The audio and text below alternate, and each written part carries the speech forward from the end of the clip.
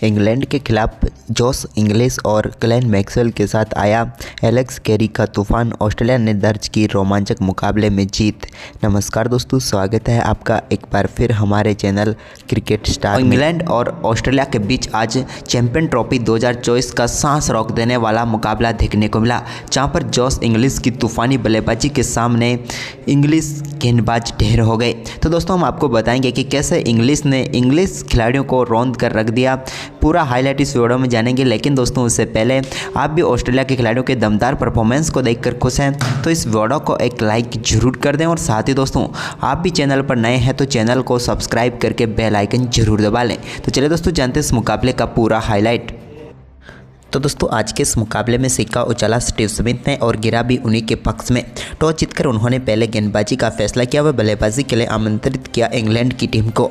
दोनों टीमें अपनी मजबूत प्लेइंग 11 के साथ मैदान पर उतरी, जहां पर दोस्तों ऑस्ट्रेलिया की टीम में भी कई शानदार खिलाड़ियों को आज मौका मिला। इसी बीच बेन डकेट के साथ फिलिप सेल्ट पारी की शुरुआत करने उतरे इंग्लैंड की तरफ से। तो इंग्लैंड के लिए शुरुआत कमाल की रही, क्योंकि पहले ओवर की 5वीं गेंद पर फिलिप सेल्ट ने शानदार चौके के साथ अपनी पारी का शानदार आगाज किया और खाता खोल लिया। इसके बाद ओवर की आखिरी गेंद पर उनके बल्ले से निकले शानदार छक्के के साथ ही यहां पर टीम के स्कोर को उन्होंने शानदार तरीके से आगे बढ़ाया। एक्सीलेंट शॉट था जो कि फ्लिक के जरिए बाउंड्री लाइन के पार गया, लेकिन इसके बाद दोस्तों यहां पर द्वारदूसी के शानदार गेंदबाजी के सामने फेल हो गए फिलिप सेल्ट, और दूसरे ओवर की 4थी गेंद पर एक शानदार गजब का कैच एलेक्स कैरी ने पकड़ा। उड़ता हुआ कैरी यहां पर नजर आया और समाप्त हुई फिलिप सेल्ट की पारी, जहां पर उन्होंने 6 गेंदों का सामना किया और द्वारदूसी का शिकार बने। तो वहीं पर इसके बाद दोस्तों यहाँ पर असली खेल खेलना शुरू किया बेन डकेट ने। तो उन्होंने अपनी पारी का पहला चौका 4वें ओवर की पहली गेंद पर लगाया, जहां पर फ्लिक के जरिए बाउंड्री लाइन के पार भेजा गेंद को। लेकिन इसी बीच एक और सफलता यहां पर 6ठे ओवर की दूसरी गेंद पर मिली, जहां पर जेमी स्मिथ भी यहां पर मिडॉन के ऊपर से गेंद को निकालना चाहते थे, लेकिन सीधे पहुंच गए यहां पर एलेक्स कैरी के हाथ में। शानदार कैच उन्होंने पकड़ा और दूसरा झटका यहां पर लगा इंग्लैंड की टीम को। 13 गेंदों पर 15 रन बनाकर स्मिथ पेविलियन लौटे। लेकिन इसके बाद दोस्तों शानदार परफॉर्मेंस करना शुरू किया यहाँ पर बेन डकेट ने जो रूट के साथ मिलकर। तो दोनों बल्लेबाजों ने एक के बाद कई दर्शनीय शॉट लगाए, लेकिन इस मुकाबले का शानदार तरीके से उन्होंने बेहतरीन चौका लगाया नेथन एलिस की गेंद पर जो रूट ने, और गेंद को मिड विकेट की तरफ चौके के लिए बाउंड्री लाइन के पार भेजा। तो वहीं पर बेन डकेट के बल्ले से पहला छक्का देखने को मिला 14वें ओवर की आखिरी गेंद पर, जब उन्होंने ग्लेन मैक्सवेल की गेंद को शानदार तरीके से स्ट्रेट ग्राउंड के बाहर भेजा और 6 रनों के लिए गेंद को बाउंड्री लाइन के पार भेजते हुए अपनी पारी का पहला बेहतरीन छक्का जड़ दिया। इसके बाद जो रूट ने भी शानदार तरीके से बल्लेबाजी करते हुए स्पेंसर जॉनसन की गेंद पर एक शानदार चौका जड़ा। हालांकि इनसाइड एज के जरिए चौकाया भाग्यशाली रहे जो रूट और उन्हें चौका मिल गया। इसके बाद 18वें ओवर की 5वीं गेंद पर शानदार सिंगल के साथ ही अपने वनडे कैरियर का एक और शानदार अर्धशतक यहाँ पर पूरा करने में कामयाब हुए बेन डकेट। बेहतरीन पारी यहां पर डकेट के बल्ले से देखने को मिली। तो वहीं पर इसके बाद दोस्तों बेन डकेट का ये शानदार परफॉर्मेंस जारी रहा और उन्होंने 21वें ओवर में एडम जेम्पा की गेंदों पर 2 शानदार चौके जड़ दिए। तो वहीं पर इसके बाद बेन डकेट का ये शानदार परफॉर्मेंस आगे भी जारी रहा, जब उन्होंने एक और शानदार चौका एडम जेम्पा के सामने ही जड़ दिया। इस बार उन्होंने स्कूप शॉट के जरिए गेंद को बाउंड्री लाइन के पार भेजा। तो वहीं पर इसके बाद 23वें ओवर की 5वीं गेंद पर जो रूट ने भी शानदार बल्लेबाजी करते हुए अपने वनडे कैरियर का 41वां अर्धशतक पूरा कर लिया। जो रूट की भी यहां पर एक और महत्वपूर्ण पारी देखने को मिली इंग्लैंड के लिए, जहां पर उन्होंने बेहतरीन तरीके से टीम के स्कोर को आगे बढ़ाने में अहम भूमिका निभाई। इसके बाद बेन डकेट का ये आक्रामक परफॉर्मेंस जारी रहा, जहां पर उन्होंने एक और शानदार चौके के जरिए गेंद को बाउंड्री लाइन के पार भेजा। इस बार भी उन्होंने एडम जेम्पा का वही निशाने पर लिया और चौका जड़ दिया। इसके बाद दोस्तों यहाँ पर एक और बड़ा शॉट खेलना चाहते थे जो रूट एडम जेम्पा की गेंद पर, लेकिन इस बार वो कामयाब नहीं हो पाए। गेंद उनके बल्ले पर नहीं आई, सीधे पैड पर जाकर लगी और यहाँ पर LBW आउट होकर पेविलियन लौटे जो रूट, जिन्होंने 78 गेंदों पर 68 रनों की पारी खेली। इसके बाद बेन डकेट ने शानदार तरीके से टीम के स्कोर को आगे बढ़ाया हैरी ब्रूक के साथ मिलकर। इसी बीच यहाँ पर डकेट ने 2 बेहतरीन चौके जड़े और इसी के साथ शानदार बल्लेबाजी करते हुए डकेट ने अपना बेहतरीन शतक पूरा कर लिया। डकेट का ये शतक कई मायनों में महत्वपूर्ण था, क्योंकि इंग्लैंड के लिए लाजवाब पारी वो खेल रहे थे। उन्होंने 103 रनों की शानदार पारी खेली। तो वहीं पर इसके बाद दोस्तों यहाँ पर शानदार बल्लेबाजी करते हुए डकेट ने तो अपना शतक पूरा किया, लेकिन इसी बीच 35वें ओवर की पहली गेंद पर हैरी ब्रूक भी एक और बड़ा शॉट खेलने के लिए गए, लेकिन गेंद सीधे एक बार फिर से एलेक्स कैरी के हाथों में पहुंच गई और आज के दिन का तीसरा कैच उन्होंने पकड़ा और यहां पर पेविलियन भेज दिया हैरी ब्रूक को। ब्रूक 6 गेंदों पर 3 रन बनाकर आउट हुए। तो इसके बाद यहां पर बेन डकेट ने एक और शानदार शॉट खेलते हुए 37वें ओवर की आखिरी गेंद पर रिवर्स स्वीप के जरिए गेंद को चौके के लिए बाउंड्री लाइन के पार भेजा।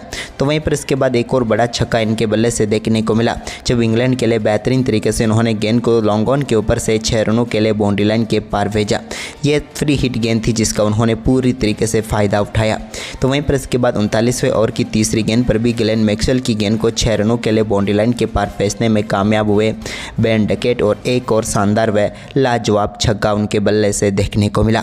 तो वहीं पर इसके बाद जोस बटलर ने भी काफ़ी देर से दूसरे छोर पर खड़े थे, तो उन्होंने 41वें ओवर की दूसरी गेंद पर बड़ा शॉट खेला और गेंद को एक बार फिर से 6 रनों के लिए बाउंड्री लाइन के पार भेजा लॉन्ग ऑन के ऊपर से। यह भी उनके बल्ले से निकला हुआ दमदार छक्का था।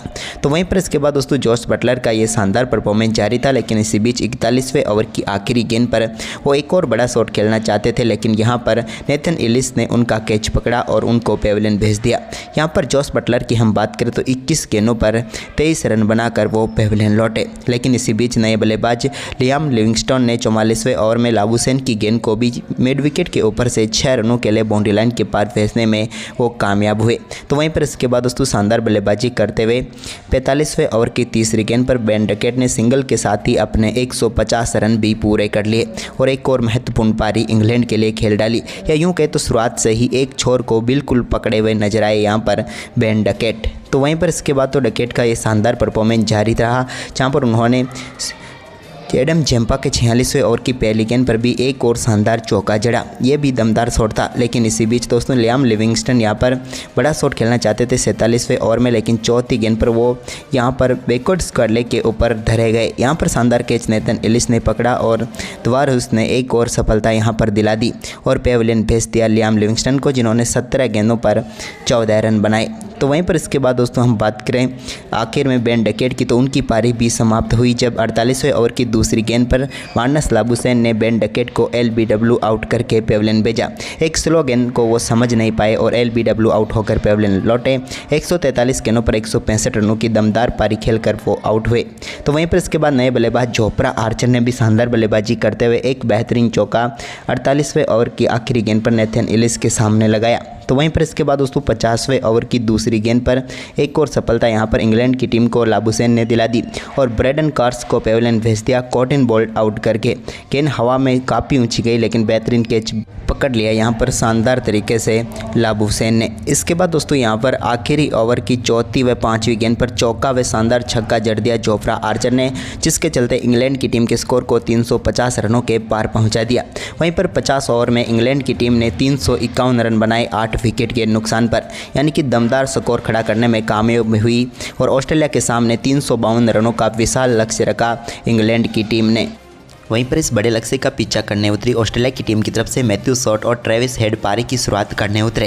यहां पर दोस्तों शानदार बल्लेबाजी करते हुए पहले ही ओवर की दूसरी गेंद पर मैथ्यू शॉट ने शानदार चौके के साथ आगाज किया।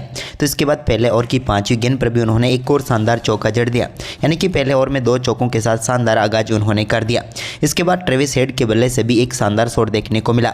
इसके बाद तो दोनों बल्लेबाजों ने एक के बाद एक कई शानदार शॉट खेले, लेकिन इसी बीच दोस्तों यहाँ पर चौथा ओवर डालने आए जोफ्रा आर्चर ने शानदार गेंदबाजी करते हुए पेविलियन भेजा ट्रेविस हेड को। हेड सामने की तरफ बड़ा शॉट खेलना चाहते थे, लेकिन सीधे गेंद जोफ्रा आर्चर के हाथ में चिपक गई और यहां पर ट्रेविस हेड के रूप में पहला झटका लगा ऑस्ट्रेलिया की टीम को। हम बात करें ट्रेविस हेड की, तो इस मुकाबले में 5 गेंदों का सामना करने के बाद सिर्फ 6 रन बनाकर वो पेविलियन लौट गए।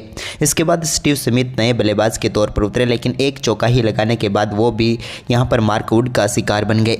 जब 5वें ओवर की पहली गेंद पर मार्क वुड की गेंद को यहाँ पर खेलना चाहते थे स्टीव स्मिथ, लेकिन बाहरी किनारा लेकर सीधे गेंद पहुंच गई बेन डकेट के हाथ में, जो कि स्लिप में खड़े थे और यहां पर पेविलियन भेज दिया स्टीव स्मिथ को, जो कि ऑस्ट्रेलिया के सबसे खतरनाक बल्लेबाज साबित हो सकते थे। यहां पर स्टीव स्मिथ भी 6 गेंदों पर 5 ही रन बना पाए। इसके बाद तो दोस्तों यहां पर मार्नस लाबुशेन और मैथ्यू शॉट के बीच दमदार पार्टनरशिप देखने को मिली, जब यहां पर 5वें ओवर की दूसरी गेंद पर एक शानदार चौके के साथ अपनी पारी का आगाज किया मार्नस लाबुशेन ने। तो वहीं पर इसके बाद दोस्तों मैथ्यू शॉट ने तो एक के बाद एक कई शानदार चौकों की क्लास लगा दी। यानी कि हर एक शॉट इस बल्लेबाज के बल्ले से टाइमिंग के साथ निकल रहा था, जो कि देखने लायक था। वहीं पर इसके बाद बड़ा शॉट भी देखने को मिला इनके बल्ले से, जब 13वें ओवर की चौथी गेंद पर इन्होंने ब्रेंडन कार्स की गेंद को 6 रनों के लिए मिड विकेट के ऊपर से बाउंड्री लाइन के पार भेजते हुए ऑस्ट्रेलिया की इस पारी का पहला दमदार छक्का यहां पर मैथ्यू शॉट ने जड़ दिया। तो वहीं पर इसके बाद तो इन दोनों बल्लेबाजों का शानदार परफॉर्मेंस जारी रहा और इसी बीच 15वें ओवर की 5वीं गेंद पर मैथ्यू शॉट ने एक शानदार चौके के साथ ही बेहतरीन बल्लेबाजी करते हुए अपना दमदार अर्धशतक पूरा कर लिया।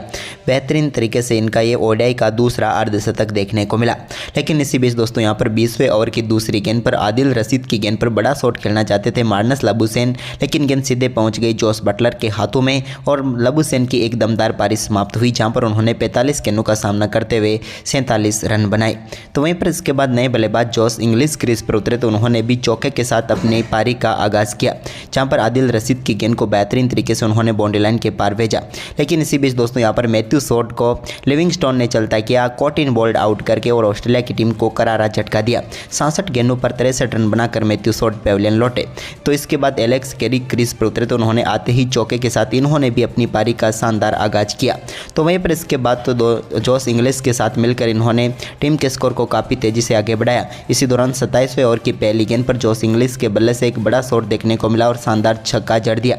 इसके बाद दोनों बल्लेबाजों ने 50 रनों की पार्टनरशिप मात्र 37 गेंदों पर पूरी कर डाली और ऑस्ट्रेलिया के स्कोर को 200 के पार पहुंचा दिया।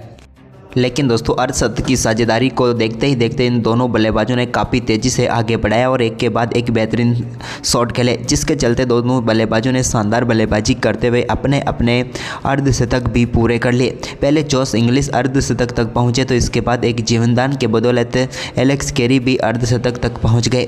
इसके बाद दोस्तों यहां पर दोनों बल्लेबाजों के बीच शतकीय साझेदारी भी पूरी हो गई थी। लेकिन इसी बीच एलेक्स कैरी के बल्ले से एक और दमदार शॉट देखने को मिला, जिस पर उन्होंने शानदार चौका जड़ दिया। लेकिन इसके बाद दोस्तों वो एक और बड़ा शॉट खेलना चाहते थे 42वें ओवर की चौथी गेंद पर, लेकिन यहां पर गेंद सीधे पहुंच गई जोस बटलर के हाथों में और एलेक्स कैरी की शानदार पारी यहां पर समाप्त हुई।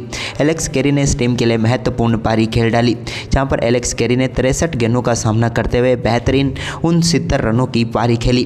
तो वहीं पर इसके बाद जब 44 गेंदों पर 65 रनों की जरूरत थी तो यहाँ पर क्रीज पर उतरे ग्लेन मैक्सवेल। तो आते ही 43वें ओवर में ग्लेन मैक्सवेल ने 5वीं गेंद पर एक बड़ा शॉट खेला और गेंद को ऑफ साइड में चौके के लिए बाउंड्री लाइन के पार भेजा।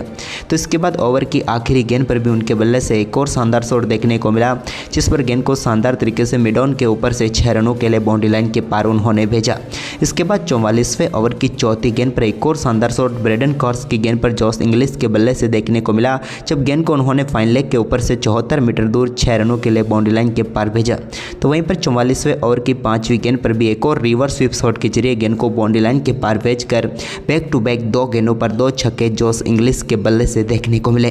तो वहीं पर इसके बाद जॉस इंग्लिश ने 45वें ओवर की तीसरी गेंद का सामना कर रहे थे वो जोफ्रा आर्चर की, और इस गेंद को भी बड़े शॉट में तब्दील किया और गेंद को मिड विकेट के ऊपर से 6 रनों के लिए बाउंड्री लाइन के पार भेजते हुए अपने ओडीआई कैरियर का पहला शतक जड़ डाला।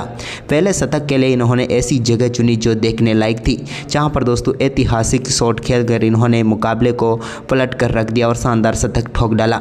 तो वहीं पर इनके शतक के बाद ग्लेन मैक्सवेल भी कहां रुकने वाले थे। 46वें ओवर की तीसरी गेंद पर उनके बल्ले से भी मार्क वुड की गेंद पर एक और बड़ा शॉट देखने को मिला और फाइन लेग के ऊपर से गेंद को 6 रनों के लिए बाउंड्री लाइन के पार भेजा।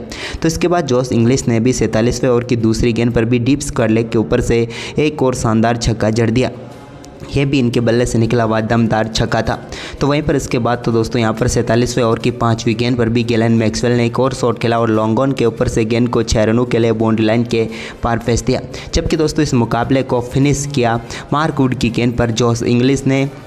उन्होंने 48वें ओवर की तीसरी गेंद पर बड़ा शॉट खेला और गेंद को सीधे 6 रनों के लिए बाउंड्री लाइन के पार भेजते हुए इस मुकाबले को फिनिश करते हुए ऑस्ट्रेलिया की टीम को 49.3 ओवर में ही 5 विकेट से जीत दिला दी। तो आपको ये मुकाबला कैसा लगा?